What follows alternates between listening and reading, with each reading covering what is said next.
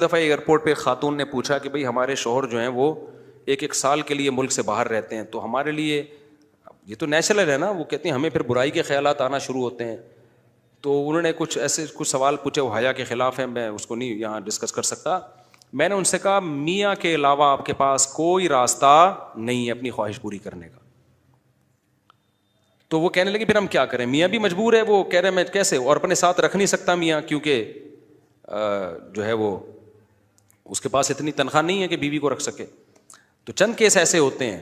اصولی طور پر تو میاں کو چاہیے اللہ پہ توکل کرے، غریب بھی ہے نا اپنے ساتھ اپنی بیوی کو رکھے. کوئی بات نہیں، میاں بیوی دونوں روکھی سوکھی مل کے کھا لیں گے، کم پہ گزارا کر لیں گے. جو بیویوں کو چھوڑ کے ایک سال دو سال کے لیے باہر جاتے ہیں، یہ شریعت میں بالکل پسندیدہ نہیں ہے. اللہ نے بیوی کو صاحبہ کہا ہے، ساتھ رہنے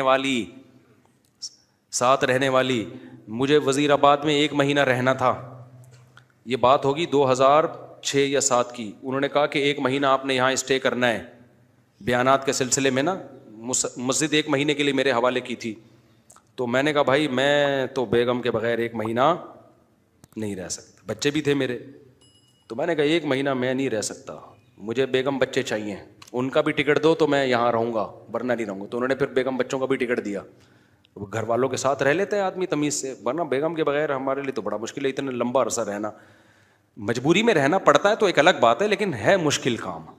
چاہے کتنے بھی آدمی کے میاں بیوی میں جھگڑے ہوں نا، نہیں رہ سکتا بھائی. تو 1 سال کے لیے پتہ نہیں کیسے رہ لیتے ہیں لوگ بیگم کے بغیر. ٹھیک ہے ان کی مجبوری ہوتی ہے، میں مانتا ہوں، لیکن اس میں کوشش کرو اللہ پہ توکل کرو. بیگم روکھی سوکھی کھا لیں گے، لیکن اللہ میاں نے بیگم کو صاحبہ کہا ہے قرآن میں. صاحبہ کا مطلب ساتھ رہنے والی. صاحبہ کا کیا مطلب ہے؟ ساتھ رہنے والی. تو اس کا مطلب جب شادی ہو گئی تو وہ پھل ترو کی طرح تمہارے ساتھ چپک گئی ہے. پھل ترو کی طرح اس لیے کہہ رہا ہوں کہ لوگ پسند نہیں کرتے، لیکن اللہ نے اس کو آپ کے ساتھ کیا کر دیا ہے، اب جہاں جاؤ گے بیگم صاحبہ ساتھ ہوں گی. آپ شارٹ ٹائم کے لیے جانا ایک الگ بات ہے، لانگ ٹائم کے لیے جانا ہے تو بیگم آپ کے ساتھ اللہ نے بولو چپکا دیے. وہ خود بھی گناہ سے بچے گی، تم بھی گناہ سے بچو گے. تو اس لیے یہ طریقہ ٹھیک نہیں ہے سال کے لیے میاں بیوی کا دور رہنا. اور پھر خواتین بھی پریشان ہوتی ہیں. تو گناہ کسی کے لیے بھی حلال نہیں ہے. میں نے اس خاتون سے کہا کہ 1 سال آپ کا شوہر باہر ہے، کیا اس کے لیے حلال ہے گناہ کرنا وہاں پہ؟ جب اس کے لیے حلال نہیں ہے تو آپ کے لیے بھی حلال نہیں. تو اللہ میاں نے صرف یہی رکھا ہے کہ ایک دوسرے کی خواہش پوری کر سکتے ہیں میاں بیوی، اس کے علاوہ ان کے پاس کوئی آپشن نہیں ہے. تو اب پھر بھی نہیں آ رہا میاں، تو میں نے ان خاتون کو یہ کہا کہ اپنے آپ کو بزی رکھیں. آپ کیا رکھیں بھائی؟ کوئی پازیٹیو ایکٹیویٹیز میں اپنے آپ کو کھپا دیں. ایسی موویز تو ویسے بھی ٹھیک نہیں ہے دیکھنا، خاص طور پہ فحش موویز دیکھنا، اور ٹک ٹاک پہ صبح و شام بے حیائی. تو جب یہ انسان کی عادت ہے، جب وہ اپنے آپ کو کسی پازیٹیو کام میں لگا دیتا ہے نا، تو چند دن پھر یہ جھٹکے لگیں گے، اس کے بعد انسان نارمل. کئی لوگ ہیں جو 1 سال گھر سے باہر رہتے ہیں مجبوری میں، بیویاں بھی رہتی ہیں، وہ گناہ نہیں کرتے. وجہ کیا ہے کہ وہ سوچتے ہی نہیں نا اس بارے میں، وہ اپنے آپ کو بزی رکھتے ہیں، مصروف رکھتے ہیں. تبلیغی جماعت میں سال کے لیے لوگ جاتے ہیں. میں تو اس کو صحیح نہیں سمجھتا، بیگم کو، جوان بیوی کو چھوڑ کر جاؤ آپ. لیکن بہرحال جو جاتے ہیں تو وہ گناہ تھوڑی کرتے ہیں، بچے رہتے ہیں، کیونکہ وہ ایک خاص ترتیب میں اپنے آپ کو جوڑ چکے ہوتے ہیں. بہرحال یہ نہیں ہے اس کو. تبلیغی جماعت میں سال کے لیے جا رہے ہو، اگر شادی شدہ ہو بیگم کو بھی لے کے جاؤ ساتھ میں. ہم تو یہی کہتے ہیں تبلیغ والوں سے بھی، بھائی اگر سال کے لیے جا رہے ہو نا، تو یہ زمانہ بہت خطرناک زمانہ ہے. حضرت عمر نے جہاد میں نہیں چھوڑا تھا، تو یا اس کے لیے جو ہے وہ ایجڈ ہو گئی ہے، بوڑھی ہو گئی ہے، ایک الگ بات ہے. لیکن آج کل بہت مسائل کھڑے ہونے کا خطرہ ہوتا ہے. لوگ کہتے ہیں نہیں فلاں سال کے لیے گیا کوئی مسئلہ نہیں ہوا. بھائی مسئلہ ہونے پر حکم کا مدار نہیں ہے، فتنے پر حکم کا مدار ہے، خوف پر. بے پردگی جب ہوتی ہے تو لازمی زنا نہیں ہوتا، لیکن زنا کا خطرہ ہوتا ہے. تو خطرے کی بیس پہ شریعت نے عورت کو پردے کا حکم دیا ہے. سمجھ رہے ہو؟ تو آپ اپنی بیگم کو 1 سال کے لیے، جوان بیوی ہے، اس کو چھوڑ کے چلے گئے، تو ضروری نہیں کہ وہ برائی میں لگے، لیکن برائی کا خطرہ ہے نا. تو خطروں کی بیس پہ احکام دیے ہیں شریعت نے. برائی کا یقین ہو پھر تو بالکل ہی حرام ہے.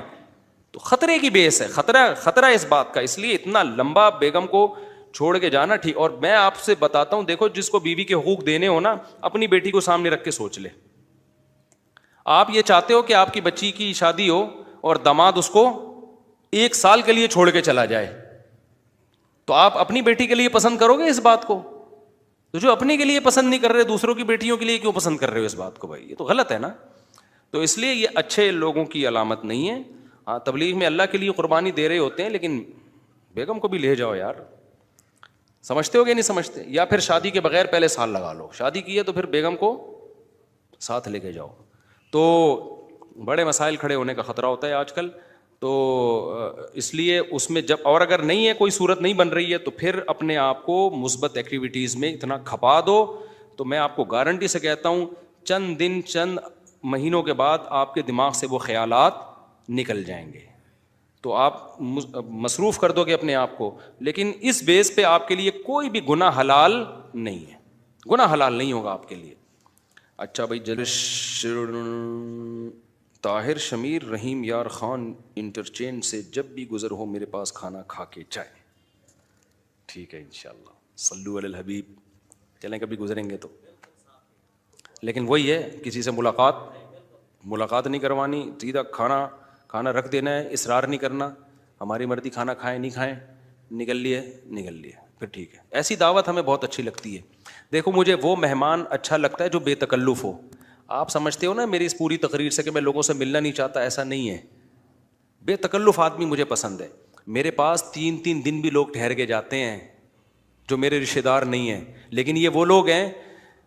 کیسے لوگ ہیں؟ ابھی پشاور سے میرے ایک پرانے دوست آئے ملنے کے لیے, آئے, میں نے کہا السلام علیکم, کیا حال ہے, سب سیٹ چل رہا ہے, الحمد للہ. اس کے بعد پتہ نہیں میں بھول گیا, وہ خود ہی جا کے کھانا کھا رہے ہیں. میں تو مصروف آدمی ہوں بھائی, خود ہی کھانا کھا رہے ہیں, لیکن برا نہیں محسوس کر رہے. پھر جب مجھے ٹائم ملتا ان کو بلا لیتا, آ جاؤ یار بیٹھتے ہیں, جا بھائی چائے بنا کے لاؤ, بھائی ان کو بھی پلاؤ مجھے بھی پلاؤ. پھر کھانے کے ٹائم پہ مجھے یاد آیا ارے وہ آئے ہوئے ہیں, میں نے کہا آپ بھی آ جاؤ کھانا کھا لو. انہوں نے کھانا کھا لیا, صحیح ہے نا. پھر بھول گیا میں کہاں گئے, پتہ نہیں کہاں گئے. پھر اگلے دن مجھے یاد آیا اڑے بندہ آیا ہوا ہے بھائی, لیکن وہ ناراض نہیں ہو رہا. پھر میں آیا, جب میں فارغ ہوا میں نے کہا آ جاؤ یار, میں نے فلاں جگہ جانا ہے بیان کے لیے, آپ بھی میرے ساتھ ہی گاڑی میں آ جاؤ. اپنے ساتھ گاڑی میں بٹھایا, لے گئے ان کو, بیان کیا, گھمائے, پھر آیا اپنے ساتھ ہی واپس لیا. پھر بھول گیا میں, پتہ نہیں بندہ گیا کہاں پہ. تو وہ ناراض نہیں ہوئے. 3 دن اسی طرح ہم نے ہنسی خوشی گزارے. اس کے بعد وہ نکل لیے. انہوں نے کہا میں پشاور پہنچ چکا ہوں. میں نے کہا یار کوئی میری طرف سے کوتاہی ہو گئی, معاف کر دینا. کہہ رہے کہنا تو یہ چاہیے تھا, بدتمیزی کی انتہا کر دیا آپ نے. لیکن وہ خوش تھا. تو ایسے بندے 100 دفعہ ہیں.